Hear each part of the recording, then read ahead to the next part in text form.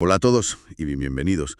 Hoy vamos a darle una vuelta a un libro que yo creo que a nadie deja indiferente. Para nada. Hablamos de Padre Rico, Padre Pobre, de Robert Kiyosaki. La premisa, es sencilla. El autor compara las lecciones sobre el dinero que aprendió de dos personas. De sus dos padres, como él los llama. Exacto. Por un lado, su padre biológico, un hombre con muchísima formación, un académico, pero que siempre andaba justo de dinero, su padre pobre. Ujú. Y por otro, el padre de su mejor amigo, un empresario con, poca educación formal, pero que amasó una fortuna, su padre rico. Y el plan de hoy es ese, ¿no? Sí, desgranar las ideas clave que, según Kiyosaki, diferencian la mentalidad de los que crean riqueza del resto. Y es que lo interesante del libro, yo creo, no es tanto que te dé una fórmula mágica para hacerte millonario. No, no es eso. No, es que propone un cambio de chip, un cambio de mentalidad radical.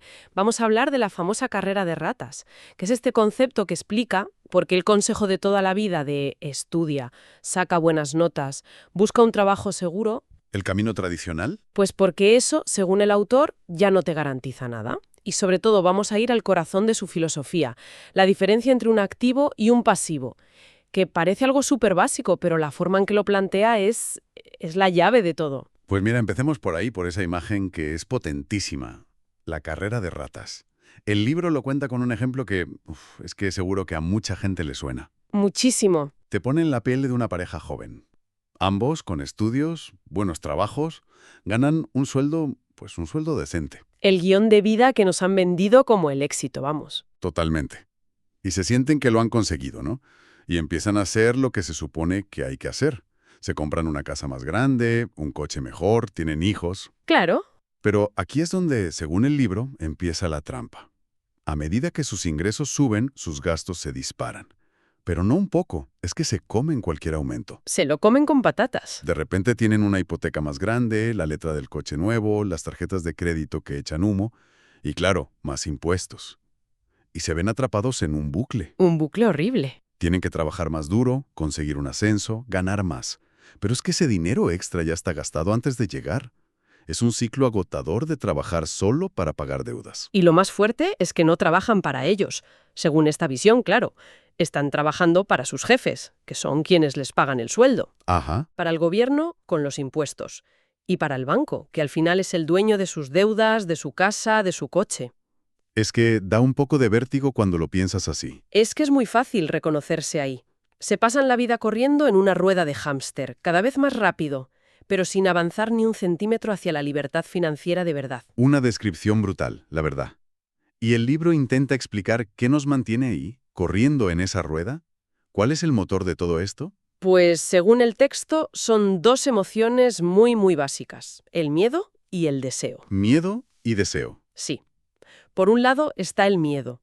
El miedo a no poder pagar las facturas, a perder el trabajo, a no tener seguridad, en definitiva. Y ese miedo es el que te obliga a levantarte cada día y aferrarte a tu empleo como sea. Vale. Pero en cuanto cobras la nómina, ¡pam!, se activa la otra emoción, el deseo.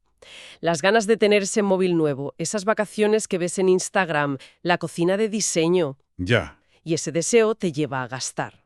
A menudo por encima de lo que puedes, lo que aumenta tus deudas y, por tanto, alimenta otra vez el miedo del principio. Es un círculo perfecto. Un círculo vicioso, más bien. Y la conclusión a la que llega el autor es bastante provocadora. Más dinero no arregla el problema. Al contrario, a menudo lo empeora. Darle un aumento a alguien que está atrapado en esa carrera es como echarle más gasolina a un coche con el motor roto. Buah. Simplemente vas a acelerar ese patrón de gasto y deuda. Por eso, para Kiyosaki, la única salida real no es una nómina más gorda, sino algo que el sistema educativo ignora por completo. La educación financiera. Aprender las reglas del juego del dinero para poder, por fin, dejar de ser un peón. Vale, si esa es la trampa, el libro tiene que ofrecer una salida.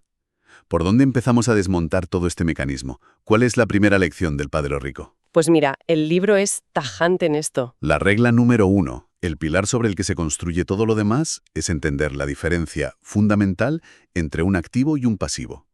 Y la definición que da es de una simplicidad que asusta. A mí me encanta. Un activo es algo que pone dinero en mi bolsillo. Un pasivo es algo que saca dinero de mi bolsillo. Y ya está. Fin de la historia. Es que es una definición que deja poco espacio a la duda, ¿eh? No se mete en balances contables ni en terminología rara. Es, ¿el dinero va hacia ti o se aleja de ti? Justo. Y a partir de ahí la conclusión es demoledora. Los ricos se pasan la vida adquiriendo activos. La clase media y la clase pobre, por el contrario, se endeudan para adquirir pasivos que, irónicamente, creen que son activos. Y aquí llega la bomba. Aquí es donde el libro mete el dedo en la llaga con su idea más famosa y, yo diría, más controvertida. Tu casa. La casa donde vives. No es un activo, es tu mayor pasivo. Uf, eso fue un bombazo en su día, porque choca frontalmente con el sueño de todo el mundo, ¿no? La creencia de que comprar una casa es la mejor inversión de tu vida. Suena a herejía financiera, desde luego, pero la lógica del libro es que tu casa no pone dinero en tu bolsillo. ¿Al revés? Lo sacas sin parar. Tienes la hipoteca, los impuestos como el IBI, los seguros, el mantenimiento, que si se rompe la caldera, que si hay que pintar. Es un goteo constante de dinero hacia afuera. Y no solo eso, es que tienes una cantidad de capital enorme inmovilizado en esos ladrillos. Dinero que podrías estar usando para comprar activos de verdad que sí te generen ingresos.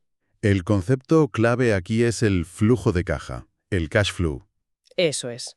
No importa tanto el valor teórico de algo, sino si cada mes te genera un flujo de dinero positivo o negativo. Una casa en la que vives tiene un flujo de caja negativo clarísimo. Claro. Sin embargo, esa misma casa, si la alquilaras y los ingresos del alquiler superaran todos los gastos... Se convertiría en un activo. Exacto. Por eso, la idea no es que las casas son malas. El punto es si algo te da de ganar o te cuesta dinero cada mes. Entendido. Así que el objetivo final, la meta del juego, según el libro, es construir una columna de activos tan grande y tan sólida que los ingresos que genere esa columna cubran por completo todos tus gastos mensuales. En el momento en que el dinero de tus activos paga tu estilo de vida, has ganado el juego, has alcanzado la libertad financiera. Y fíjate en el cambio de mentalidad que supone esto.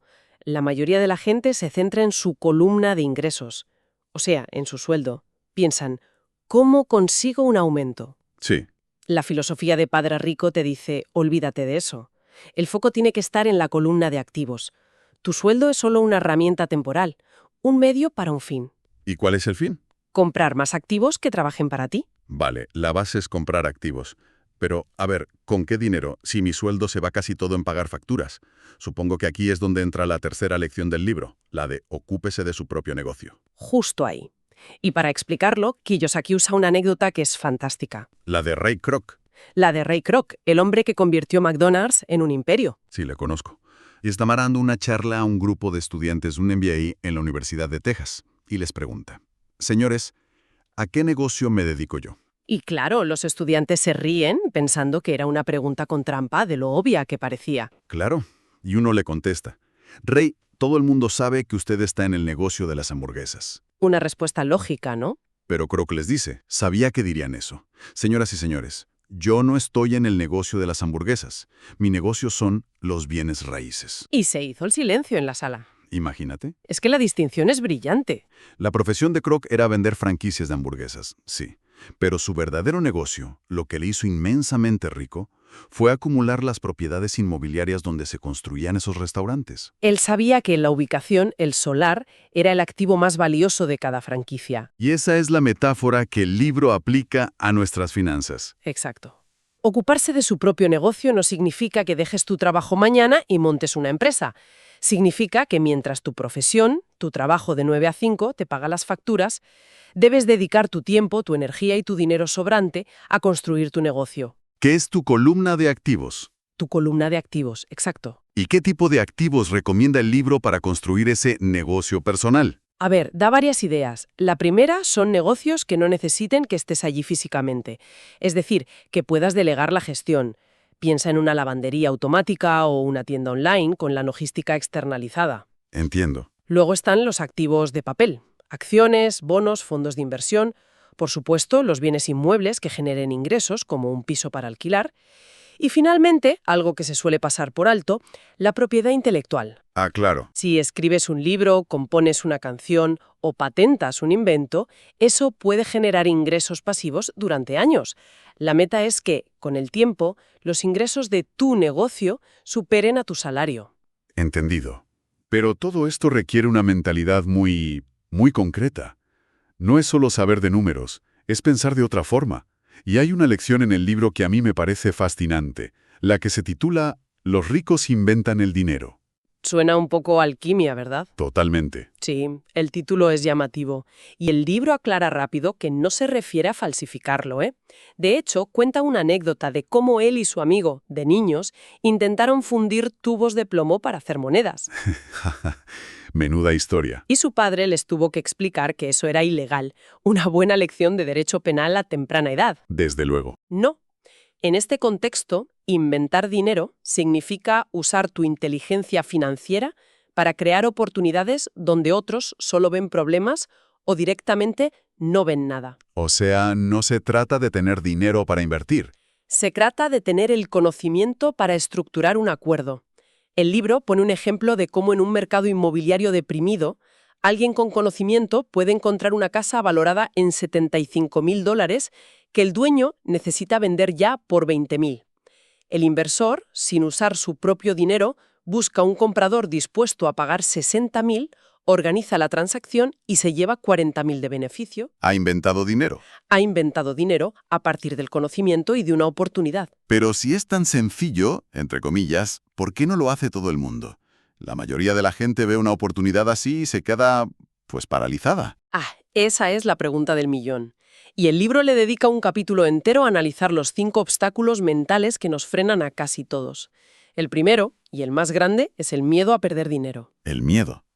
Es algo psicológico. Para la mayoría, el dolor de perder 100 euros es mucho más intenso que la alegría de ganar 100 euros. Esta aversión a la pérdida nos paraliza. El libro dice algo así como que ganar implica no tener miedo a perder. Exacto. Y usa una metáfora histórica muy curiosa, la batalla del Álamo. Los tejanos sufrieron una derrota terrible, pero en lugar de rendirse, convirtieron esa pérdida en un grito de guerra. Recuerden el Álamo. Y eso les inspiró para ganar la guerra después. Es convertir el fracaso en aprendizaje. La idea es esa. Los ganadores no tienen miedo a perder. Y si pierden, convierten esa pérdida en una lección que les hace más fuertes para la próxima. Vale. El miedo es el número 1. ¿Cuál es el segundo obstáculo? El cinismo. Es esa vocecita, a veces interna, y otras de amigos o familiares con buena intención, que te susurra al oído. Eso es imposible. Es demasiado arriesgado, seguro que es una estafa. El cuñadismo financiero. ¡Totalmente! Ese ruido constante de duda y negatividad que ahoga la creatividad y te impide actuar. Y hoy en día, con las redes sociales y el bombardeo de noticias, ese ruido es ensordecedor. El tercer obstáculo me parece muy sutil. La pereza. Y no se refiere a estar tirado en el sofá, no. No. Es una pereza más insidiosa. Se disfraza de estar muy ocupado con cosas que en realidad no importan. Pero su manifestación más clara es una simple frase. No puedo permitírmelo. Según Kiyosaki, esa frase es un cortocircuito para el cerebro. Cierra toda posibilidad. La pregunta que obliga a tu mente a trabajar, a buscar soluciones es ¿cómo puedo permitírmelo?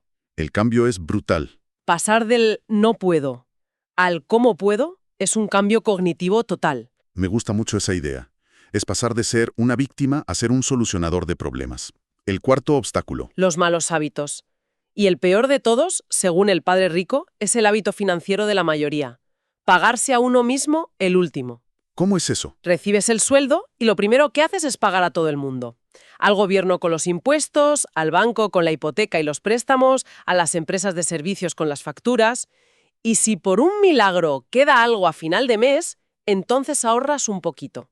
Y la propuesta del libro es darle la vuelta por completo. Exacto. Págate a ti primero. Nada más recibir el sueldo, la primera transferencia que haces es a tu cuenta de inversión, a tu columna de activos. Suena arriesgado. Es una idea potente, pero sí, es arriesgada. Kiyosaki lo presenta como una forma de automotivación, porque la presión de tener que pagar después a los acreedores te obliga a ser más inteligente y a buscar nuevas fuentes de ingresos. Pero, a ver, seamos claros. Para alguien que vive al día, puede ser una receta para el desastre si no se gestiona con cabeza. Es usar la presión a tu favor, pero hay que saber manejarla. Y nos queda el quinto y último obstáculo. La arrogancia. Es el higo que te hace creer que lo que no sabes no es importante. La arrogancia, dice el libro, es ignorancia más ego. Uf, qué buena definición. Cuando alguien es arrogante en un tema, sobre todo en el dinero, simplemente deja de aprender, se cierra en banda a nuevas ideas porque cree que ya lo sabe todo. Y eso, en un mundo que cambia tan rápido, es el camino más seguro a la irrelevancia financiera. Si tuviéramos que resumir todo lo que hemos analizado, ¿cuáles serían las ideas fuerza que nos llevamos de este análisis de Padre Rico, Padre Pobre? Para mí, la principal es que la inteligencia financiera es mucho más poderosa que el simple hecho de ganar un sueldo alto. Puedes ser un médico o un abogado con unos ingresos enormes y estar en la ruina si no entiendes cómo funciona el dinero. Totalmente. El analfabetismo financiero es el verdadero problema, no el nivel de ingresos. Estoy de acuerdo. Y yo añadiría que la libertad financiera, tal y como la define el libro, no viene de trabajar más horas, viene de un cambio de enfoque radical. Usar tu trabajo como una plataforma para construir un sistema de activos que generen ingresos por ti. Se trata de que tu dinero trabaje duro para ti en lugar de que tú trabajes duro por el dinero. Y que es un proceso, no es un golpe de suerte ni una fórmula mágica. Es un camino de aprendizaje constante, de cometer errores, aprender de ellos y, sobre todo, de luchar contra esos 5 demonios internos que acabamos de describir. El miedo, el cinismo. La pereza, los malos hábitos y la arrogancia. Exacto. Y para terminar, me gustaría cerrar con una de las frases más potentes del libro que para mí lo resume todo. Lo que está en tu cabeza determina lo que está en tus manos. El dinero es solo una idea. Una frase que da que pensar. Y que nos lleva a una pregunta final para quien nos escucha. Si la riqueza o la pobreza empieza como una idea en nuestra cabeza, ¿cuál es la primera creencia sobre el dinero, la más arraigada, la que nos contaron de pequeños, que deberíamos poner en duda para empezar a construir un futuro financiero diferente, incluso antes de tener un solo euro para invertir?